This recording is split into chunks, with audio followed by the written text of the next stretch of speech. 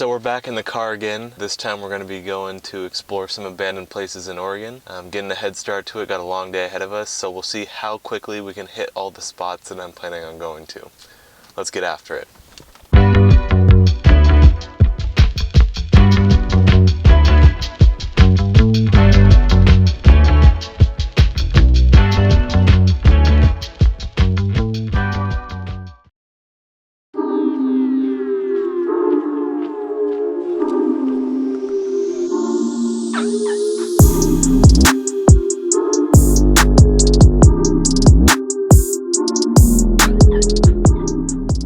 The first stop on my little abandoned building tour brings us to the Witch's Castle.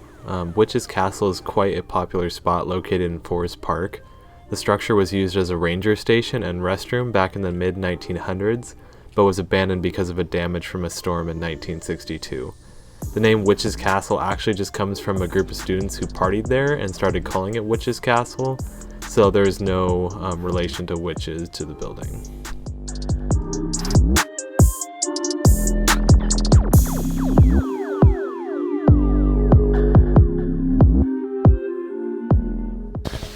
Well, that place was pretty cool. It's definitely pretty well known. It's in Forest Park, so a lot of people go past it. Still pretty cool to see something that, used to be, not sure what it used to be, so we'll look it up. But yeah, it's pretty cool to see a structure like that just in the middle of the forest. Let's go find one that maybe is a little less known, so let's get after it.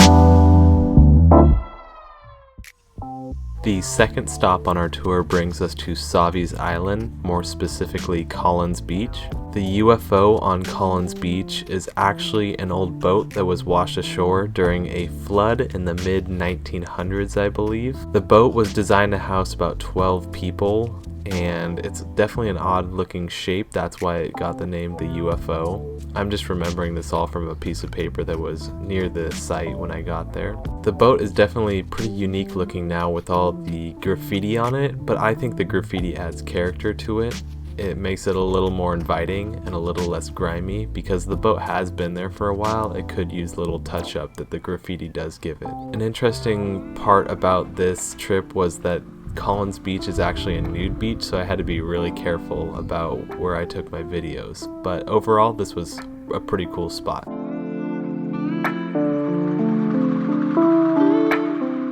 That place was definitely pretty cool. Kind of random to be on a beach in the middle of nowhere, but hey, I thought it was pretty cool. A lot of graffiti though, so it's clearly a popular spot. Savi's Island's an awesome place. I suggest you guys go to it. But now we're going to try to find somewhere that's a little bit more unknown. So let's see how that goes.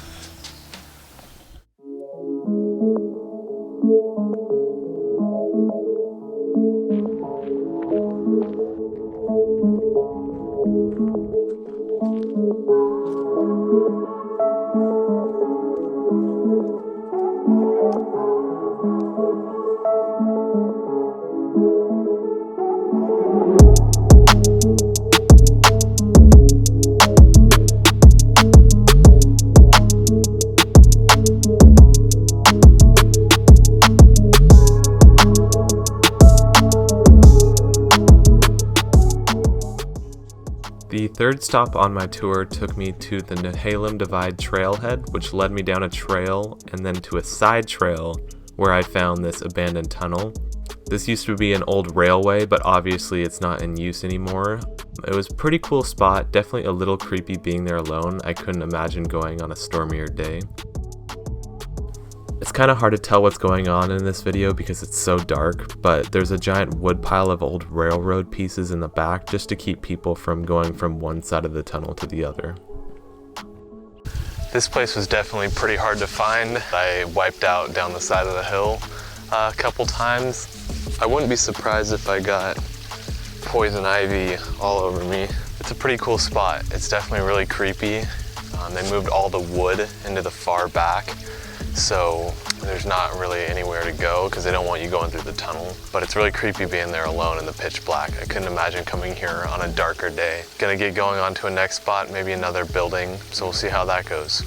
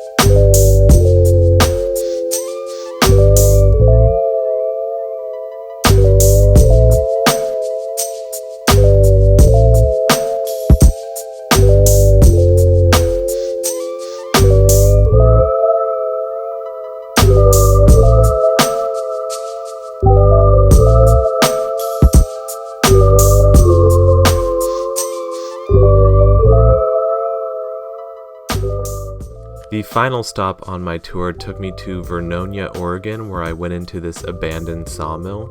This is definitely another pretty popular spot because of how close it is to a local park. It's pretty easy to get access into it. It says no trespassing, but obviously everyone does it.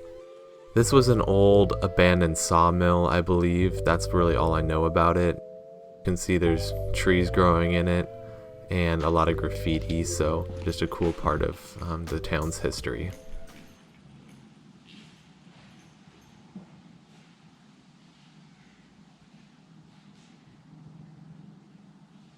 That was definitely a cool spot. Definitely a pretty well-known one. A lot of graffiti in there, but it was pretty cool. And that's gonna do it for the trip for today. It is currently 2:09. I started around 8:45, so that's about 6 hours, 20 minutes, I would say, to do that whole run.